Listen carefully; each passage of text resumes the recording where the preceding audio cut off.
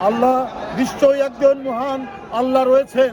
এই সমস্ত মিথ্যাবাদী মহাচোর লুটেরা যারা বাংলাদেশকে তাদের লুটপাটের খনি হিসাবে ব্যবহার করেছিল, তারা আজকে পালিয়ে যেতে বাধ্য হয়েছে।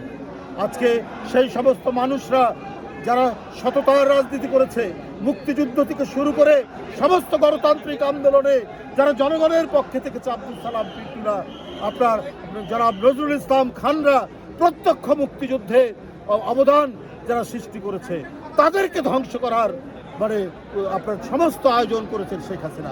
শেখ হাসিনা কখনোই মুক্তিযুদ্ধের পক্ষের লোক ছিলেন না। এর বাইরেও যে সমস্ত মানুষ তাদের সততা, নিষ্ঠা, ত্যাগ, পরিশ্রম দিয়ে যার যার এলাকায় দলকে সংগঠিত করেছেন, তার মধ্যে একজন সাবেক এমপি, সাবেক মন্ত্রী আব্দুল সালাম পিন্টু। ছাত্র জীবন দেখুন, ছাত্র জীবন থেকে উনি প্রগতিশীল রাজনীতি করেছেন। উনি ছাত্র জীবনে ছাত্র ইউনিয়ন করেছেন। মৌলানা ভাসানীর মতো একজন মহান প্রগতিশীল নেতার রাজনীতি করেছেন। উনার বিরুদ্ধে মিথ্যা মামলা, জঙ্গি মামলা, জঙ্গির সাথে অভিযুক্ত করে তাকে দেওয়া হলো। অথচ যার জীবন কেটেছে এদেশের গণতান্ত্রিক প্রগতিশীল রাজনীতি করার জন্য, তার বিরুদ্ধে অপবাদ দিয়ে, জনগণের কাছে অপতথ্য দিয়ে বিভ্রান্ত তৈরি করার চেষ্টা করেছে। অথচ যার মন্ত্রিত্ব করেছেন, উনি এমপি ছিলেন কয়েকবার, ঢাকায় উনার কোনো বাড়ি নেই। এমনকি টাঙ্গাইল শহরে দীর্ঘ 40-45 বছর, 50 বছর তিনি ওকালতি করেছেন, সেখানেও তার কোনো বাড়ি নেই। জিয়াউর রহমানের আদর্শ, বেগম জিয়ার আদর্শ, তারেক রহমানের যে আদর্শ, যে একজন রাজনীতিবিদকে তার ত্যাগ, তার সততা দিয়ে দলকে প্রতিষ্ঠিত করতে হবে, সেটারই প্রতিনিধিত্ব করেন আব্দুল সালাম পিন্টু। উনি জেলে থাকা অবস্থায় আমরা অনেকবার জেলে গেছি, কিন্তু উনার যে স্নেহ, উনার ভালোবাসা, আমরা যাওয়ার সাথে সাথে আমাদের কি কি প্রয়োজন, কারণ অনেক দিন ধরে আছেন তিনি, আমাদেরকে বিভিন্নভাবে ওরই মধ্যে তার জীবন থাকবে কি থাকবে না, তিনি বেঁচে থাকবেন কি থাকবে না, এটা পরোয়া না করে তিনি আমাদেরকে সহযোগিতা করতেন, পাশে এসে দাঁড়াতেন। তিনি কখনোই স্বাধীনতার যে প্রকৃত চেতনা, তার লোক ছিলেন না।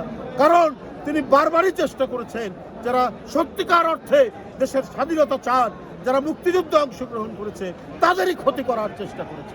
যাই হোক, আল্লাহর কাছে আমরা অশেষ কৃতজ্ঞতা জানাই যে আব্দুল সালাম পিন্টুর মতো মানুষকে আমরা আবার ফিরে পেয়েছি।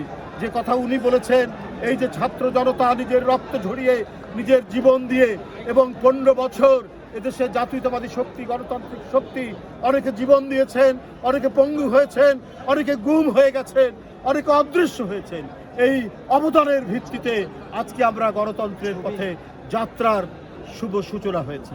আজকে সেই ভয়ঙ্কর ফ্যাসিস্ট খুনি যে বাংলাদেশের প্রত্যেকটি রাস্তা, গলিপথ, মেঠোপথকে রক্তাক্ত করেছে শুধুমাত্র নিজেকে ক্ষমতায় থাকার জন্য, তিনি আজকে পালিয়ে গেছেন।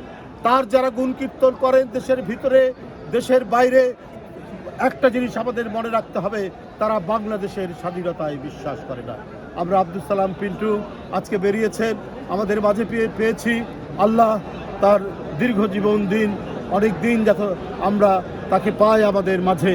আমরা যে কথাটি এখানে তিনি দেশটা জনাব তারেক রহমানের যে বক্তব্যটি দিয়েছেন, দেখেছেন, এসেই তিনি এই কথা বলেছেন যে বিএনপির নামধারী যারা অপকর্ম করবে তাদের কোনো নিস্তার নেই।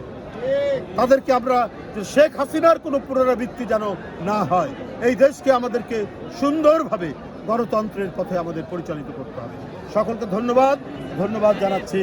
আমরা আব্দুল সালাম পিন্টুকে, তার এই ত্যাগ, তার এই মহিমান্বিত ত্যাগ কখনোই বৃথা হবে না।